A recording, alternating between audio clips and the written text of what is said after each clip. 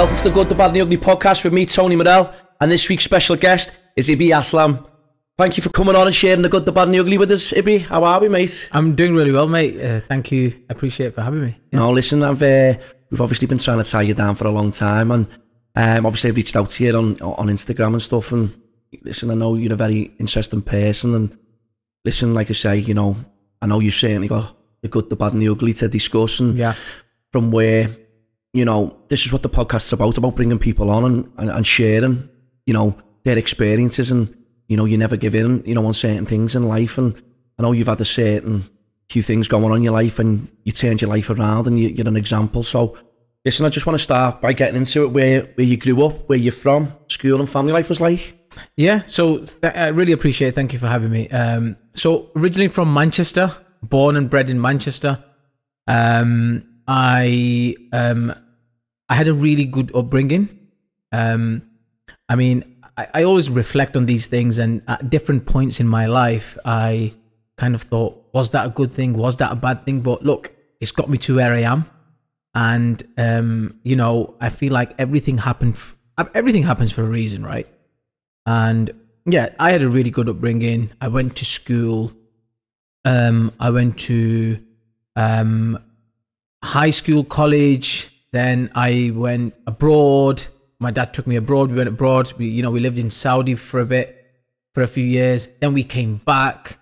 And, for me, I also went to a little bit of a boarding school. So, you know, upbringing was overall good. Yeah. You know, for me. Brothers and sisters? Did you have any brothers and sisters? Yeah, we've got 3 brothers, one sister. My youngest brother's passed away, about 2000 and, when was it, 15, 16. But, you know, apart from us right now, it's 2 of us. I've got a sister as well. So, yeah, we all... With the good times growing up, funny times, like normal family life? Yeah. I mean, just normal kids, really. Yeah. We weren't really... We was close. We used to do family stuff, a lot of family stuff. I mean, I was literally speaking to my sister today, and I was like, you know, like when I was growing up, right? We used to get around, you know, every night, and we used to have a meal together as a family. Yeah. Right. It was a must every single night. And there was no phones. Yeah. Right. Everyone used to just interact with each other. Well, what have you been up to today? Or, you know, we just speak to each other, right? How your day's been. But it's all changed now, isn't it? Yeah, massively. Everyone's just on their phones, right? Listen, I'm a sound like a hypocrite, because my missus or whoever will watch this, and my daughter and whatever, and they'll say, yeah, you're a hypocrite, you, because I sometimes... For my phone will ring and I'll answer it. Yeah. Or I feel like I've got it, so I can't really go, do you know what? Because I'd be a bit of a hypocrite, really. But yeah, you're totally right. And I think them great things of like sitting around the dinner table, talking about how your day's been. Yeah. You know, finding stuff out, what you've been up to, and, you know, whether it's been at school, college, or whatever. Yeah. I think that them type of things, you know, family type, good family stuff that you'll always, you know, and then you can pass it on to your kids, you know what I mean? 100%. And I think as times changed, and, you know, the phones have just took over our lives, haven't they? Yeah, massively, massively. So, yeah, it's all different now, but, you know, back then it was, you know, very different, very simple. Yeah. You know, a little bit, I liked it. But, you know, we just have to evolve, right? Whereabout was it? Did you grow up? Whereabouts? Was it so in Manchester, I was born in Longsight. Yeah. And then we quickly moved out to Stockport. Like, I think I was only maybe 3 or 4. My dad moved me to, you know, we all moved to Stockport. Then from there, we was there for, I think, about maybe 7-8 years. And then from there, we moved to Burnage.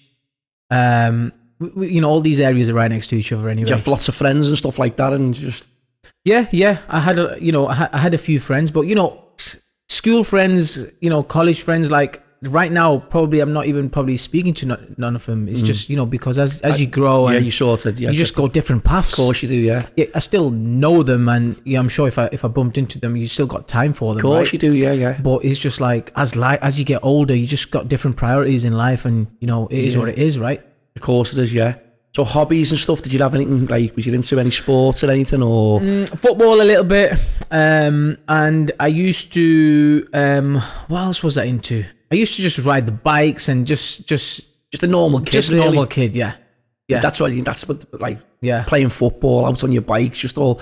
And like you say, we didn't have phones and all that. Then I don't, you'd go and find each other. You'd see where people's bikes were on the grass, and you knew where they was because you didn't have a phone or whatever. Yeah. Just hanging around in car parks and yeah, I don't know if you were mischievous. We were mischievous, but like I say, it's just part of growing up, and I think it's probably the best times you'd have growing up as a kid and stuff like that. So from there, did you go to college or anything from leaving school? College, I got kicked out of college. And then I went abroad, and when I was like close to getting around college days, I think I went abroad. We lived in Saudi for a few years. How was it up there? Was it good times? Or I didn't really like it, if I'm honest with you, at that time, because what age was you there when you? I think I was just past 10. But no, not about. I think it was about 12, 13 maybe. Mm-hmm. Yeah, maybe just around there anyway.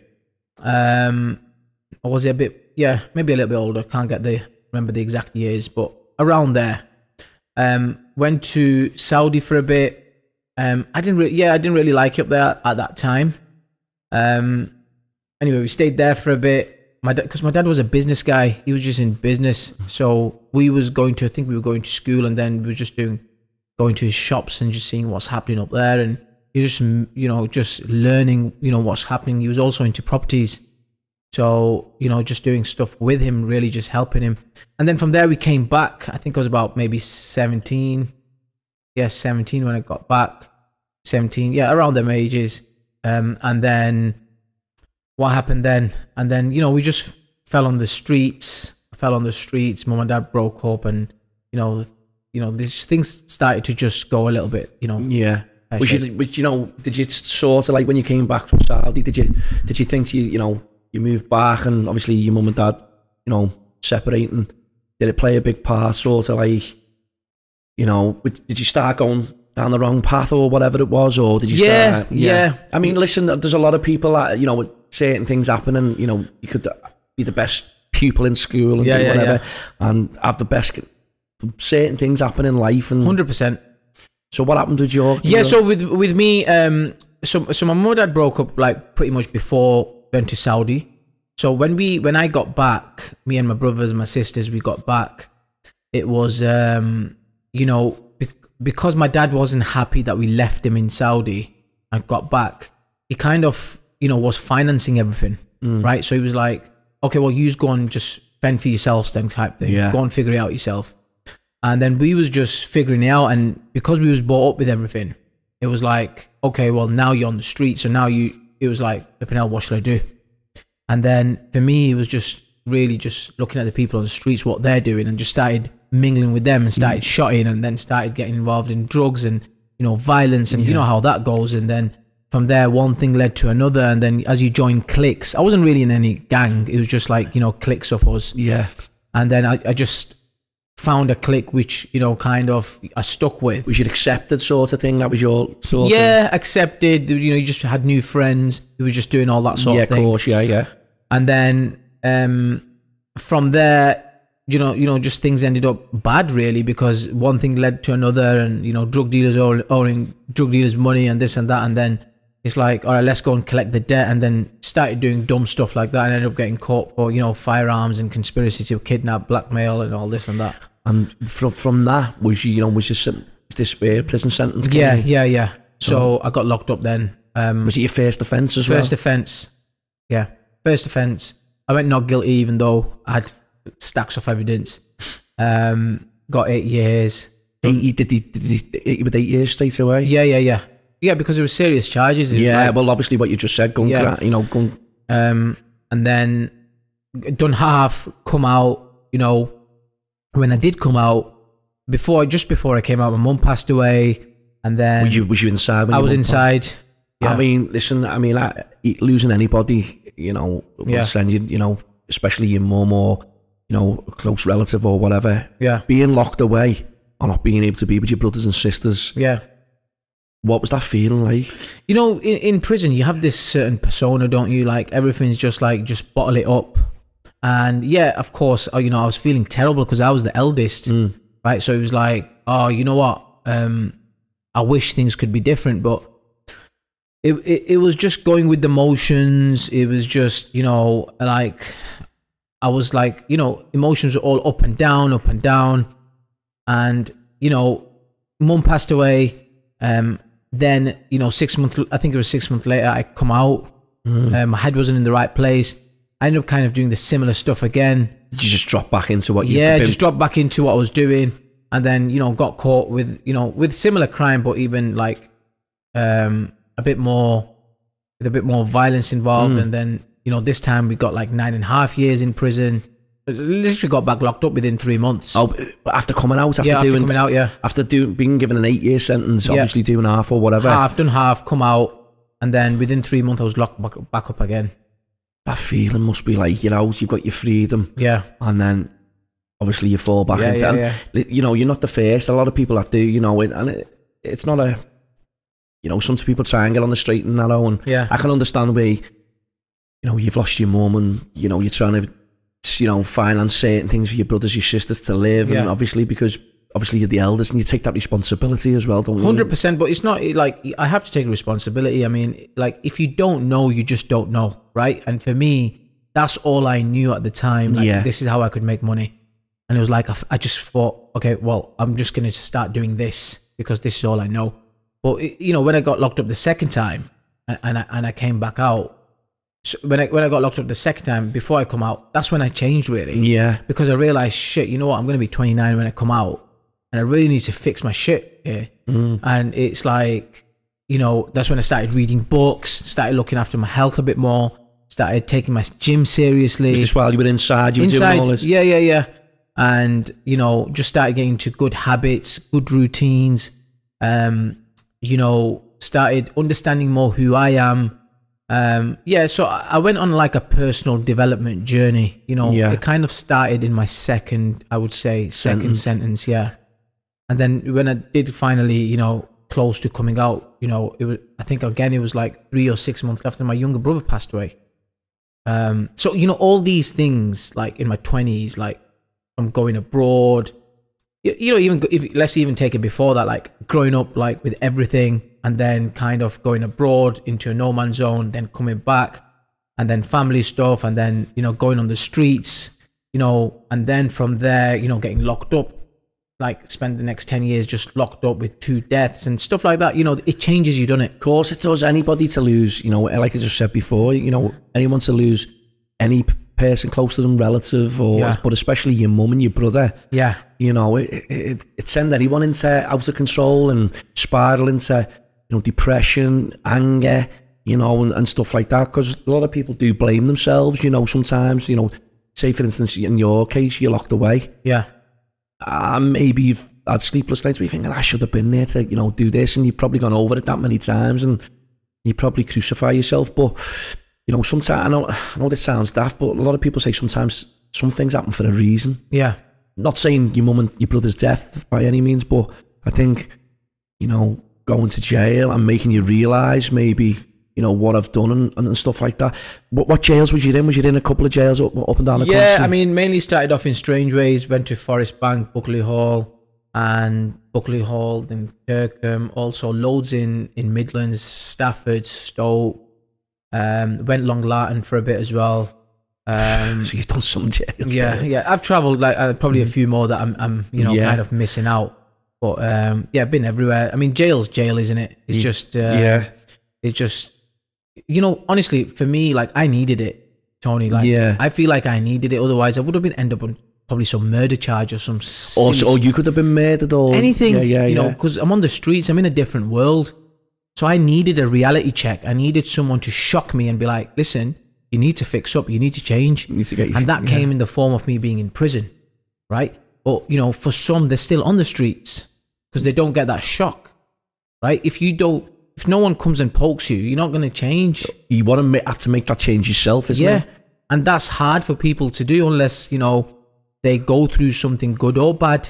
Yeah. So, you know, if that's all you know, then that's where you're going to stay. Of course it is. And like you said there, the first sentence that you done, you know, you came out and then, you know, 3 months later, you were back inside. Yeah. And then obviously your second sentence, you've sort of got your shit together and gone, listen, I need to make changes here. I need to change my way, you know what I mean? And you know, like you say, that sometimes people do only know it's that way. They don't know, or they don't want to make that change, or they get used to certain things in life. Yeah. And, you know, it takes a lot to make the change, because we've had people on the podcast in previous episodes who've been in jail, and, you know, like yourself, been in a couple of times, and then it was just something, if I remember right, it was Michael Bennett he was on, and he'd been in a couple of times, pretty similar things to yourself. Yeah. And now he's into the stock exchange and Is stuff he? like he's Okay. and you know, he's a great lad, and he's turned his life around, and he was exactly the same, where he said it was all I knew. Yeah. I came out for a couple of months, and I was thinking, I need money, or I need, you know, no one's going to touch me with a barge pole because I've been to jail or I've got a criminal conviction.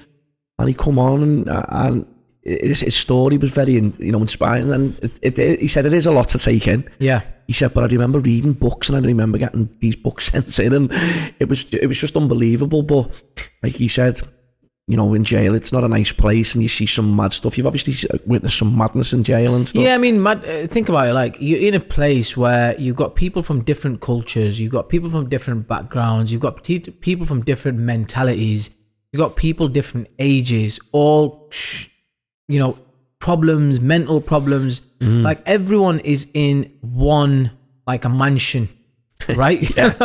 And, you know, one person's going crazy, you know, you're dealing with different personalities. You know, I'll tell you what, it teaches you a lot of skills. Yeah. You know, in how to prepare for life, in how to prepare for events and prepare for situations. So does the streets, right? These things prepare you for, you know, what's to come. But you're in one place. It's not as if you can go anywhere, is it? Because you're in prison. So, like you're saying, you're dealing with them. It's full on. Yeah. We're on the streets, like you say. When you're on the outside, and you've got your freedom. Yeah. You can certainly walk away from someone's giving you a bit. You can walk away. Yeah. Or you can tell them to F off or whatever. Do you know what I mean? Yeah. But that, you know, like you're saying, it teaches you how to deal with certain things. And I know a lot of things sometimes in prison can be dealt with. Yeah. Not the right way, but sometimes, you know, you've got to. Well, everything's exaggerated, right? So, like, you can wake up in the morning and they'll do a roll count like 8 o'clock in the morning, you know, just to count everyone to make sure that nobody's escaped that night. And it's like everyone's in the morning making their coffee or brew or whatever. And it's like you could have two people there about to really just like kill each other over a sachet of sugar, right? Because, I want one more sachet, or you didn't take mine, or, you know, stupid things like, just argue over a cigarette. Or something like over some burn, or you took my milk, or, you know, they'll end up, it'll be a full blown out fight.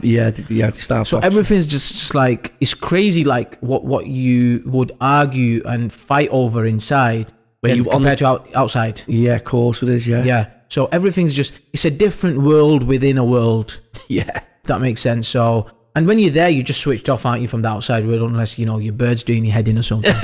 Right? Then people on the phone say, you know, that's another, you know, a podcast on its own. Of course it is. So when you were released, you're off from your second sentence, and you sort of, I need to change here. And did you know what path it was going to take you down, or did you know what did you want to do? No, not at the start. I mean, I probably knew that I wasn't going to get a job because my dad's been in business, and he's taught us from young, go, whatever you do, go in some sort of business. And, you know, it's always just stuck in my head. I've never known how to go and get a job properly, like build a CV, go and apply. Like, it's just never been, I'm not conditioned like that. Well, I understand it now because I have businesses, and I understand what the steps are. But at the time, like, I didn't know all that. So it was just simply, my whole thing was like, what am I going to go and do? And when I was inside, I became a qualified PT. Right. So for me, my natural progression was, okay, let me just go and do something with personal training. And I think I messed around with that, you know, for a bit, for probably about 3 to 6 months, whilst I was figuring out what's going to be next. So because I come from a really good family, you know, my dad had money and everything. So I literally went to my dad's contacts and I said, listen, I want some money. I want to raise some money. I've got a really great idea. I want to open up a restaurant. And it was a franchise restaurant. And that's what I went into. Yeah. So I raised the money, put the money into the restaurant, and opened my first business. You know, I think it was about a year or something later, like a 150-seater restaurant in Preston. So that's what I went into first. And it was literally like hiring 30 odd members of staff, managers, chefs you're dealing with who've got coke problems, and it was just so much that I had to deal with. But managing people as well, in it all, Yeah. like managing people and 100%. Got costs, overhead. You've got the menu's got to be right. Everything, customers, everything. It's 100%. Like my first in that restaurant, my rent was £80,000 plus rates and bills and everything else. So if you can imagine, like I've taken on a responsibility of like approximately 110k a year, and that's just cost for the rent and the rates and that. Forget everything else. Yeah. So it was mad, but yeah, it taught me so much. It taught me so much. It's daunting as well, though, isn't it? Scary. I was excited at the time. For me, it was like, yes, let's get into something good. Yeah. It's a business. That's what I want to do. I've always wanted to do it. You've got an opportunity, so go for it. Put your head down and just crack on. Just full on with it straight away. Yeah. So for me, because it was a franchise, I had a lot of support from the actual franchise owners as well. So yeah, for me, it was just roll in, deal with the business problems. Every day in restaurants is different problems. You walk in as a boss, you don't even get to the first pillar and you're dealing with 10 problems. So it's like, by the time you get to the kitchen, it's like another 6 problems. And by the time you go to the back, and another 5 problems. The bar, the lot, yeah. Everything, right? So really fell into that. Learned a lot from that. Made some good money. Then what did I do? I started investing into property. Mm-hmm. That's what I got into, because I thought, I'm making all this cash, what am I going to do with it? So again, invested into property. That came from my dad because he was in properties. So then it was like, okay, and there was a few years in, I was like, okay, what am I going to do now? Because I'm still making money. Okay, well, I'll open up another restaurant. So I opened up another one, right? Sit under the same franchise or? Yeah, under the same franchise. I was going to open one in Liverpool, just round the corner from here, but just couldn't find a good spot. So it was like, okay, well, let's open up another one. And then that failed. So I put about $250,000 in that, and just totally failed. Just like my staff let me down, the structure wasn't right, the location was bad. And you lost. Made some like big mistakes. I did probably get some money back, but I lost about £250,000 there. £250,000, a lot of money in it. Yeah, you know what I mean? Of course it is. Yeah, but and then from there I went back to the first one, and it was like, okay, what now? This is not really fulfilling me. This. Like, I can't do this for the next 30, 40, 50 years. Like, I want something else. So it's like I went on a search. I remember by this time, I'm a learner, fast learner. Yeah. So it's like, I want more, but where can I go? So I was hiring coaches, mentors, just looking at people, going to events, doing some researches, reading books. I was doing all this anyway. And then it was like, okay. And I think I sat down with a coach, said, what do you want to do? And he drew out a plan for me. And I figured out, well, I don't want to be in the restaurant game because it's not fulfilling me. It's making me profits, decent, good money, but it's not fulfilling me. It's not my purpose. So from there, then I done a deal with someone.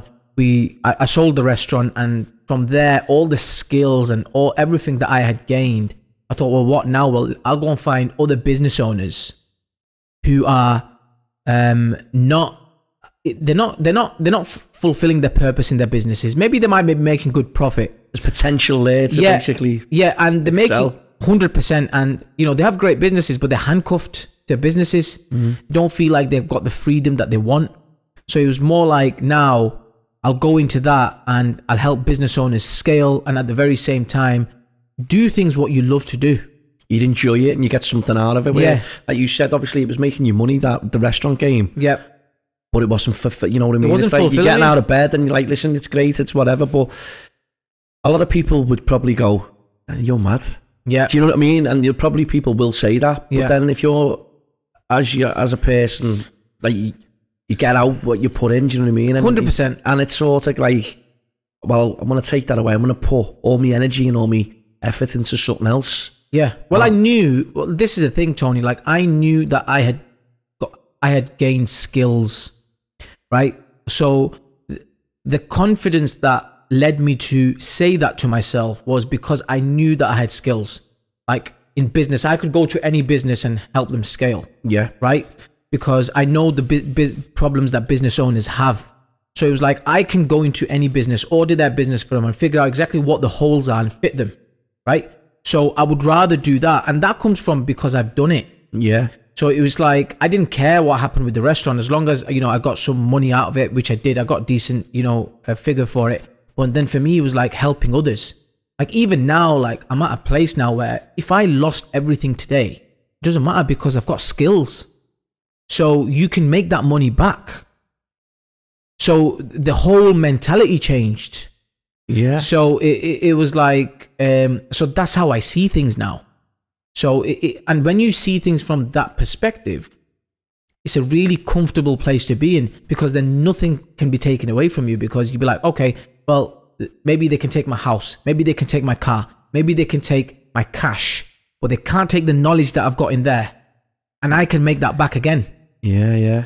So that's how I approach everything now. You know, like I say, you know, you're helping so many people in business and, you know, lifestyle and stuff like, you know, mentoring. How does that make you feel? Not just business sense, but a personal perspective? Honestly, like I think before Christmas, I started doing business masterminds in Manchester, where I was bringing like 10, 12 entrepreneurs together and be like, what's your problem? What's your problem? And just help them scale, give them a blueprint of what they need to do next. And it brings me so much fulfillment. It just brings me their joy. Business excel or whatever. Or... Yeah, I mean, just them like noticing what I'm saying, noting it down, and I know they're going to go on to implement that. And that's going to boom their business, right? Or, you know, and same with I do 3-day live challenges every month as well. And, you know, the same thing there. When I teach someone something and I can see, you know, you feel that energy from someone, don't you? Yeah. You just feel like, wow, you know, they've just had a wow moment and I know they're going to go and implement that because that was what they were lacking or that's what was missing. Yeah. So you know that straight away because you pick that energy up. And for me, I picked that up and, you know, it was like, boom, that brings me joy. And one of my coaches said to me, look, Ibby, he said, find what you like doing for free. Get so good at it that people pay you. Mm. So for me, it was this. Of course, yeah. So for me now, if I can get paid for it as well, like, you know. So you have obviously people within business. Yeah. I watched a video today on you, if I'm going to be honest. Yeah. And it was called the 7 Steps to, it was called, bloody hell. What was it called? It was called the 7 Steps to 7 Figures. Okay. Because obviously with your business, you know, you're turning over 7 figures and whatever, which is fantastic to hear. And you giving advice to like entrepreneurs, business owners and stuff like that. And them taking that advice on board. Yeah.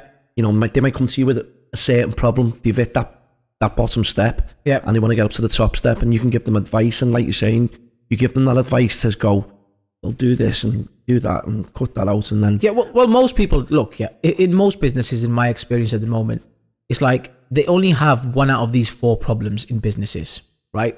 They have a lead gen problem, which means that they haven't got enough leads coming into the business. They either have some core offer problem, which means they don't have enough core offers that bring the cash flow in.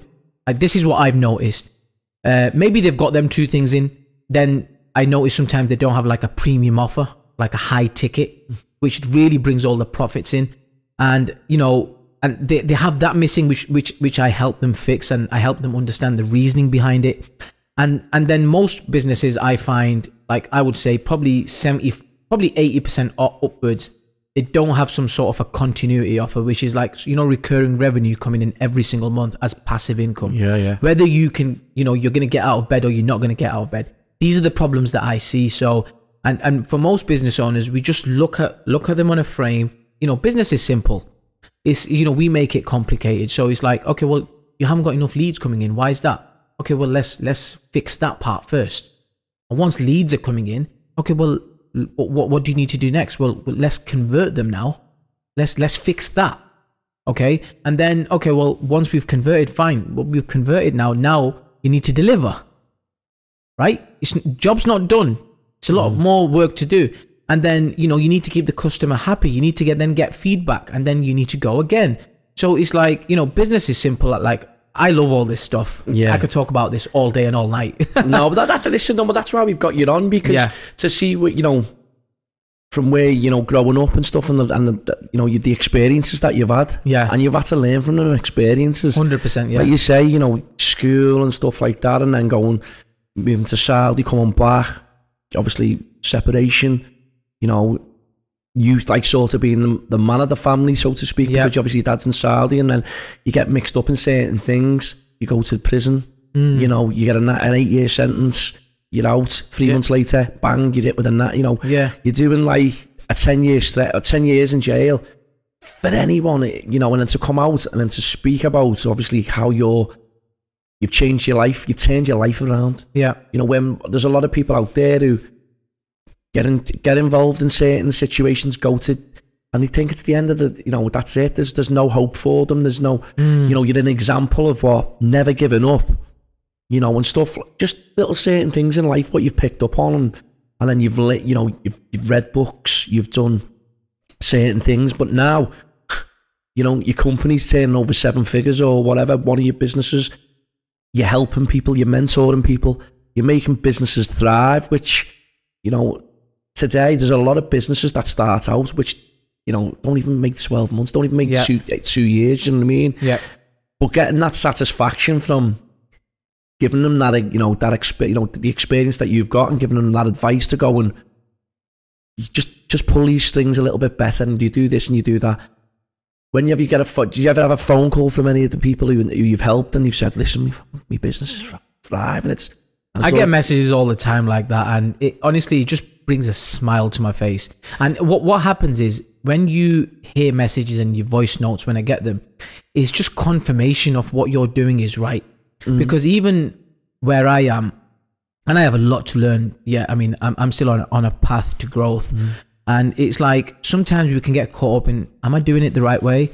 Am I even like, is anyone even getting helped? And when you hear these messages, when I hear these messages, get these voice notes, you know, it's like, Ibby, you're on the right path, right? You know, you've just changed someone's life, right? You've just changed someone's business. So just continue doing it. We need that as well. Of course. Because I need something to feed me to then get that momentum going. Like I say to people all the time, like, I need you to go and implement this stuff. Why? Because then I need you to come and tell me what happened. So then it feeds me, and then I continue going more. Because imagine putting all this energy out there and putting all this info out there, and then nothing comes back. Like, eventually, as a human, you're just going to get deflated. Like, is this even working?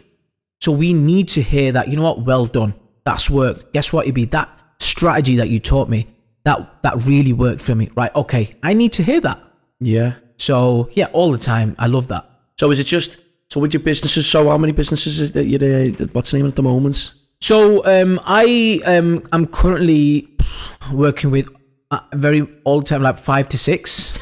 Yeah, 5 to 6. But I'm not taking any more people at the moment till, when does this podcast come out? It'll be in about a week or so. Oh, wow. You guys are turning around these things fast, right? Yeah. Yeah, so I'm not, because I'm currently creating a 7-figure community. Because, you know, like with anything, is like, you got to continually refine and continually improve your product, right? So I'm coming out with a kind of, not a new offer, just an improved offer. So I'm not taking anyone else till probably May, or, you know, the first week of June. And I'm going to open it up to 5 people then. Because I only work with like business, not startup business owners. These are established business owners. Yeah. So this is a video I watched today. Yeah. Okay. Yeah. No, go with this. I'd love you to explain. Yeah. So I just work with established business owners, not startups who have not made the first 5K or 7K, 8K. Yeah. So these are established business owners, and then, you know, I'll probably take 5 in June, and then I'll close my waiting list. I'll open a waiting list, close this, you know, enrollment, and then open another 5 in July, and then August and September, just so I can focus on them. And you know, for me, it's not about becoming the biggest. It's just focusing on quality and just becoming, keeping my, you know, just be as best as you can. So for me, it's about having quality people in my funnel that way. Right, yeah, and I totally get that, and I respect that. Do you know what I mean? So with these startup businesses, do you think there's an offer to, you know, because like I just said to you, there is a lot of these businesses. There's, you know, like when you start a business, you know, people have a dream. You know, people go, you know what, you'll never do it, or you'll never do this, and it's your dream, and it's like anything. Yeah. What would you say to people who are starting out in business? You know, is there any strategies, or is Mate, honestly, you know what? I don't know, you work with high-end business owners who are turning over X amount each year. Yeah. But a bit of advice for business owners who are just starting out, you know what I mean? So what I would say is, firstly, Like, you know how many requests I get for like start a business owners saying, Ibby, have you got nothing for us? And you know, I might do something down the line, but right now, sorry, I haven't. But what I would really say is that, you know, when people start off in business, they might think that, oh, well, we need this strategy, and I promise you it's not. You know, business, you just have to go through the motions to learn. You know, as long as you are committed as a person, and you have the patience to stick it out, just roll onto the journey and see where you are in 2 years. Because, mate, you'll know this, and like I started off in business. Nobody could teach me anything. Only thing they could teach me was just have grit, stay hungry, and stay committed, and just make sure that you just show up regardless of how you feel. And for me, that's what it was when I started the restaurant. It wasn't like, you know, oh, Ibby, guess what? On Tuesday, 6 o'clock, you've got to do this. No, it was just make sure you're hungry, make sure you show up. And on the days that, you know, it's not going well, still show up and do something. Yeah. Because your intuition as a business owner, you'll know. And you learn quickly. Don't give in. And don't give in. Yeah. So for the startups, what I would say is that if you're looking to start, just start. And I promise you, you will learn a lot yourself in the first 2 years. And from the information and the experience that you gather, then maybe going into, you know, second, third, fourth, fifth year, you can strategize a little bit then. Yeah. You can go to someone like a coach or a mentor, be like, listen, I've been doing this for... How can I do this better? How can I do this better? How can I do this better? How can I outsource this? Everyone has to start somewhere. You got to start though. Yeah. You know, it's like same like someone starts the gym. Like, I can't say anything to you at this stage. Just go and do your first 10 press-ups and see how you feel. Just go and do your first 10 squats and then figure it out. Just do 6 months, mess around, whatever. Go on the treadmill for 6 months. And then once you start seeing a different environment, once you start doing different things, then we'll have a conversation, because it'll be a better conversation. Yeah. So that's why I say to start a business, just get involved. Yeah.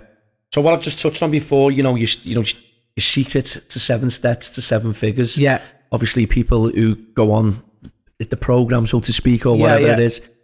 Can you disclose that, or is it just no? So 7 steps to 7 figures is my actual book. Oh, right. Okay. So you have a book. I've got a book.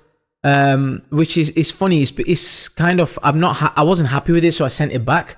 I was gonna bring you a copy, but I didn't have an extra copy, so it was like I've only got the proof copy. So 7 steps to 7 figures is basically, we talk about first getting your mind right, kind of, then you know, building a product, creating a community. You know, I talk about different business models, different business markets. The 7 core pillars to having a business, and you know, I can go on, but I've just kind of simplified it into like 7 steps. Like if someone was to read that and be like, okay, and these are for established business owners, not startups, and be like, okay, I maybe need to fix my model. And what I mean by that is, so for example, I was in the restaurant business. Is the restaurant business scalable? Maybe not. Okay, let's talk about this. So yeah, maybe I can open up more franchises. Okay, so let's just say I open up another 2-3 franchises. Now I'm dealing with triple the amount of staff, right? I'm dealing with triple problems. Yep. My energy output compared to what I'm getting paid, is it worth it? Maybe not. For me, it wasn't. So, you know, your time is valuable, right? But you're spending all the time on stupid, dumb stuff. So it's like, for me, that business model is not scalable as I'd like it to be. So then when I went into the consulting space, like the coaching, mentoring space, now I thought, okay, well, let's look at that. Firstly, you've got customers worldwide, where in a restaurant, you've got regional customers, right? Number 2, you can help a lot more people. You can be more fulfilled. You can charge what you want, right? And plus, you don't have to really, if you figure this out right, you kind of, if you've got it locked in, you don't have to work more than 20 hours a week. Plus, you can come out with like, I'm talking like 50K, 100K, you can build yourself up to that, right? And it was like, this is a no-brainer. And plus, what world are we living in? What age are we living in? We're living in the partnership, digital, AI age. We're not living, you know, most of us are trying to make a living from living in the past. We've got to move with the times a little bit. Yeah, technology and everything else. So, you must have heard a lot of people, I'm opening up an online course, I'm doing this and this and that. A lot of people are doing that now because they're understanding that people will pay you for your skills. Especially you, like, you've got this, right? So you've got podcasting skill. You could literally open up a YouTube course for startup beginners. Be like, this is a 6-week introduction course. This is how you launch a YouTube channel. This is how you approach guests. I could do that, right? This is how you do the setup. This is the equipment that you need. People will buy into you. Why? Because you're doing the podcast. You're selling what you're doing. And you could get paid for that whilst you're asleep. Do you know what? Funny enough, Chris, he's getting a bit of praise today, actually. But Chris said what you've just said about there was certain things we spoke about months and months ago when we started the podcast. And look, I think it's a great idea because there's a lot of people doing podcasts. And good luck to anyone who starts a podcast. Yeah, because we just spoke before about it before we went. We started doing this episode. It's time. Time's valuable, do you know what I mean? 100%. It takes a lot of time. The editing, the producing, the sound's got to be right, the equipment's got to be right, reaching out to guests, making time, especially if you've got family and stuff like that and you're juggling things and you don't want to upset the apple cart. But what you've just said there about a lot of things online, and I think, do you think a lot of it was to do with like what happened in 2019 with COVID and all that, why a lot of this is online stuff, like you're saying, like a lot of online training or whatever? Do you think that played a big part? No, not really. Or do you think it was going that way anyway? It's been going like that since 2010. Right, okay. 2012. I mean, like even before that, that the golden digital era is started around 2000, after 2008 when the iPhone came out. Right, so it started then. We were just late to the party. Yeah. Right. I mean, even with your garage, think about how many skills you have. Like, you deal with finance, you deal with money coming, you deal with customers, you deal with staff. Mate, you can literally be a business coach. Why? Because you have a business. The fundamentals of every business is the same. The only thing is different is context of what the actual business. And, you're a smart guy. You don't have to sit down and figure out what's going on. I mean, either with business owners, like I was saying earlier on, they either don't have enough leads coming in, like meaning not enough customers. Okay, well, why is that? Let's fix that first. Have you got a shit product? Is your service bad? Is your reviews bad? Yeah. What's going on? Why are you not getting customers? Right? So, and then most people have customers, but they've never sent an email out. Yeah. They've never done a follow-up. Right? So then, there's so many things you can fix. Of course there is. And I think you need a good team as well. And I mean, like you're saying there, it's like, you can do this and you can do that. Obviously running this place, it's a tough thing, and I have my wife and my daughter working, and I've got a few lads, and it's a team effort, 100%. And it's got. I always say this: look, within a business, like you say, you've had many staff.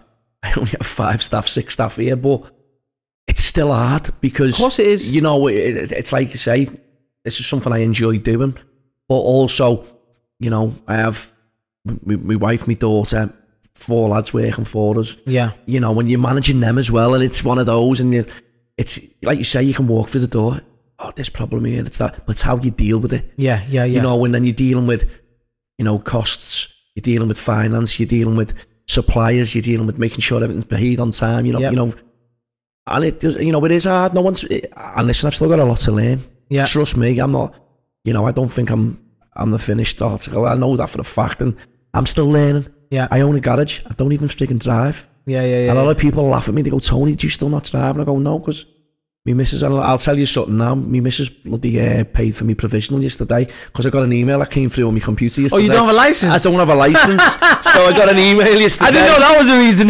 No, I've not got a license. I've never drove. It's just something I've never, and I own a garage, and there's something that... You should be proud of yourself. Yeah, don't say that to me, missus, because she just gives me earache constantly, do you know what I mean? Yeah. My missus is the same, she's just saying to me, Tony, you need to slow down or whatever, but that's just me. Like, okay, we've got the business, the garage. I do me little events now and again, and stuff like that with footballers, boxers and comedy nights and stuff. But I love doing this podcast, meeting real people with real stories.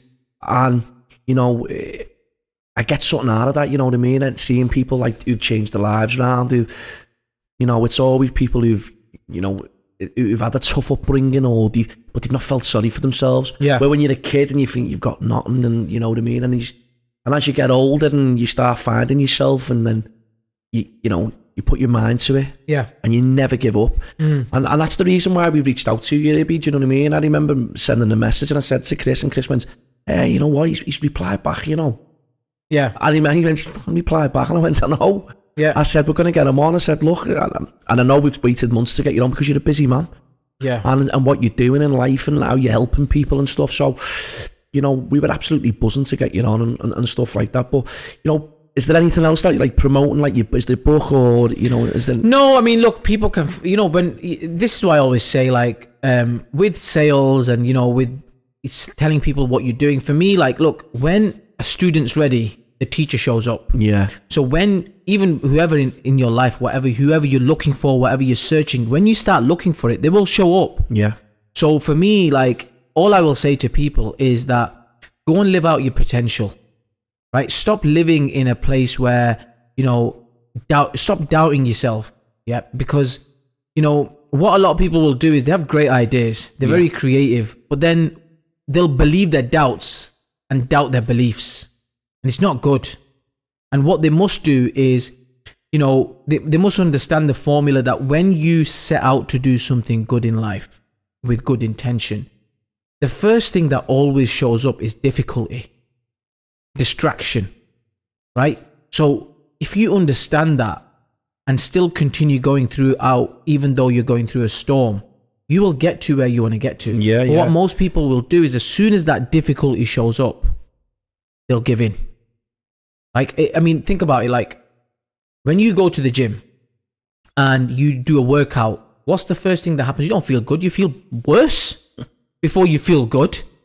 You know, you're getting pains and everything everywhere. So, and that's just the way life is. Yeah. But people will give in. So all my message will be to people is that, look, just don't give up, and just live out your full potential. That's what I would say. Seeing the other people do well, that's it. You know, I say this to a lot of people, and some people go, "You're mad, you." Yeah. And I'm like, why? Because I like seeing people. I like seeing people do well, especially the ones who've had it tough. Yeah. It's not been given to them. Do you know what I mean? It's like you work hard, you get out what you put in. 100%. And I've, you know, it's one of those, and it's like I've always believed in it, where you think just never give in. You know what I mean? It's just like, especially in business, you know, it's one of them. You like you put everything into it. Yeah. You get out what you put in. Yeah. And it's something that I've always believed in. But you like to say, you know, family life now, you know, stuff. Just what's ours family life now? Well, I'm single. Yeah. In terms of like, I don't have kids or commitments like that. So, but you know, my commitment at the moment is just to my business and my staff. How many staff have you got? So remember, like, not full time, outsourced as well. Some people are outsourced. I would say I've probably got 10 people in my team, but not all are full time. Full time, we've got probably 4. Yeah, 4 full time. The rest are all part time. But yeah, that's where it is at the moment. So, but it's hard in itself, just, you know, managing people and stuff like that. Yeah, that's the, you know, you got to build cultures and you got to set teams, and you know, my hiring process is now very much changed now, where I don't bring in people in based on the job. I bring people in based on, I sell them the vision, because I want people in here for the long term. They're on the same page as you from the off. So it's more like you can't come in and be like, okay, well, what's the job? I don't want you then. I don't want you here, even if you're talented. I want you to be locked in on my vision. Yeah. Which means that they have to sacrifice a little bit, but the payoff is well worth it. The returns a lot, but you know, it's there to see. Yeah. So if I, like, for example, do some really well at something, well, then they will as well. They'll get the benefits from that. And look, they get a lot of bonuses and there's incentives and stuff like 100%, that. 100%. Yeah. You have to give them that. Otherwise, no one's going to do that, are they? Of course. If anyone, business owners, any, you know, out there, how can people contact you? Or, you know, just the best way to contact me is on Instagram, Ibby Aslam Official. or you can go onto my website, ibbyaslam.co.uk, and I'm sure you'll find contact details. You can either apply to come to my business mastermind or challenges, and you're in my funnel then, and then you'll find me. You'll figure it out. Yeah, yeah. And last but not, what's in the pipeline for Ibby Aslam? For me, just continue growing, continue doing these business masterminds, which I'm loving every month in Manchester. Is it just in Manchester you do it, or? Yeah, for now. And then just going to launch this 7-figure community mentorship in probably June, and I'm super excited for that. So yeah, and that's it really. And then just continue to grow, become better. Continue working on myself and just improving and just helping others. Really. Brilliant, mate. Brilliant. Listen, I just want to say thank you, Ibby, for giving your time up, because I know you're very, very busy, and coming on and sharing the good, the bad, and the ugly with us. No, thank you so much, and look, for you as well. Thank you for having me. Keep doing great work. Love your show, whatever you're doing, and I hope you continue getting bigger guests. And hopefully, I see some sort of a course launching for you soon. I want to see that. Thanks very much. Yeah. Nice. Thank you. Thank you. Pleasure.